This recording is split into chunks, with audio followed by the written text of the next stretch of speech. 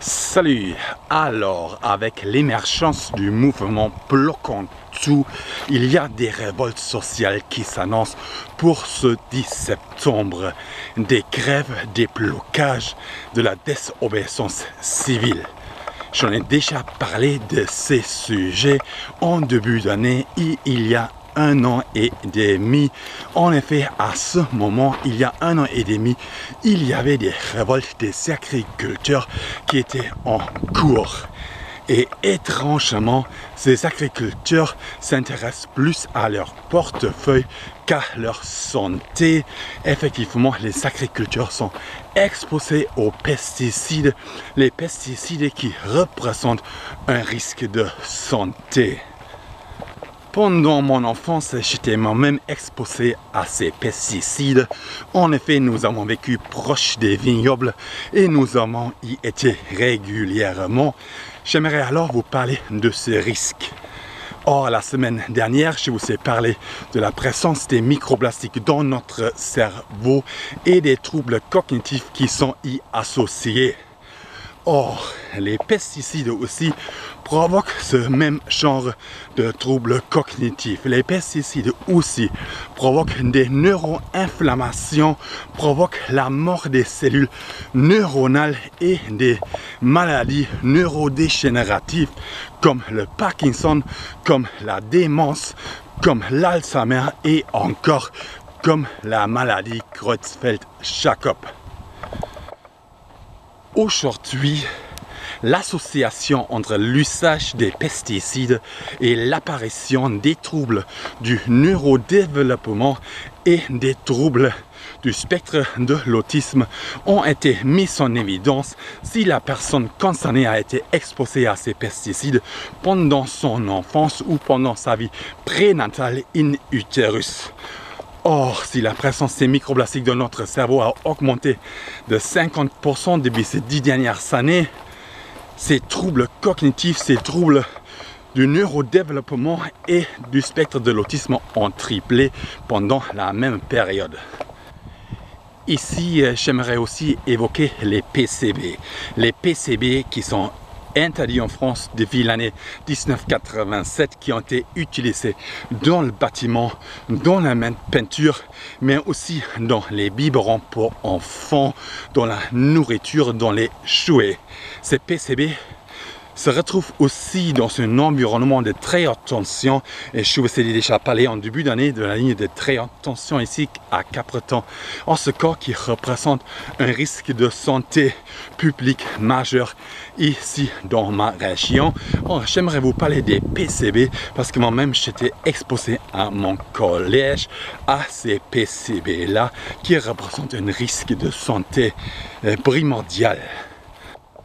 Il y a 1 an, je vous ai parlé des cancers de sein. Or, ces PCB aussi sont cancérogènes.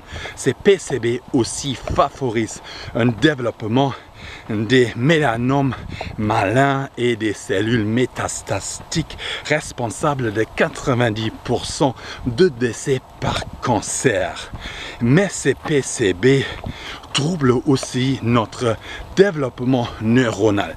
Ces PCB aussi sont responsables, favorisent en fait l'apparition des troubles du neurodéveloppement et des troubles du spectre de l'autisme si la personne concernée a été exposée à ces PCB et si aussi pendant son enfance ou sa vie prénatale in utérus. Alors, si la présence des microplastiques dans notre cerveau provoque des troubles cognitifs et des maladies qu'on puisse associer à ces troubles comme la démence, comme l'Alzheimer ou le Parkinson, les pesticides ainsi que les PCB provoquent ces mêmes troubles cognitifs. Mais au-delà, ces pesticides et favorisent également un développement des troubles du neurodéveloppement et des troubles du spectre de l'autisme si la personne concernée a été exposée aux pesticides ou au PCB pendant son enfance ou pendant sa vie prénatale in utérus. Or, et moi, tout ça me révolte.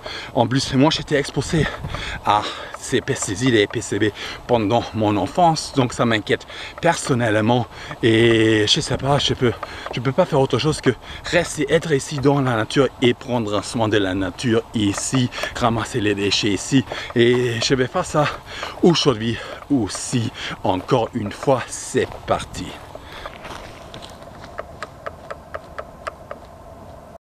Ok, là il y a un très grand truc en plastique rigide ici en pleine forêt.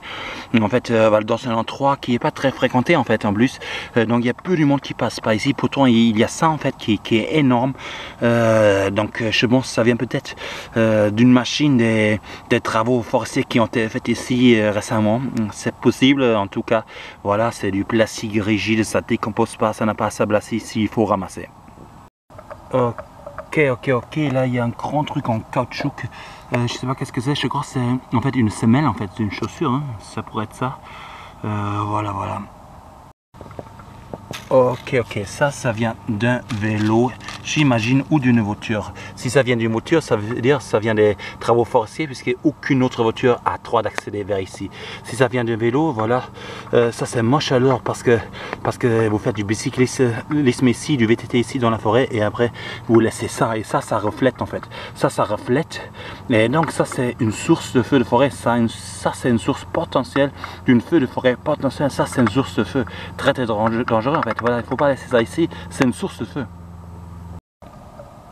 Ok, là il y a un tout petit bout de papier d'emballage alimentaire, et en réalité à l'intérieur c'est du alu en fait, et comme c'est du alu, ça pourrait déclencher une feu de forêt. Ça c'est en fait un potentiel déclencheur de feu, ça représente un risque de feu de forêt. Ok, un tout petit bout en plastique couleur verte, voilà, qui n'a pas sa place ici en pleine forêt. Il faut ramasser tout ça. Ok, encore un petit bout d'emballage alimentaire, comme tout à l'heure, ce crêpe là aussi c'est fait pour les enfants, on va dire. Donc il y avait sûrement quelqu'un avec des enfants, et en fait voilà, ils ont jeté tout ça, hein. Ils ont jeté tout ça dans la nature.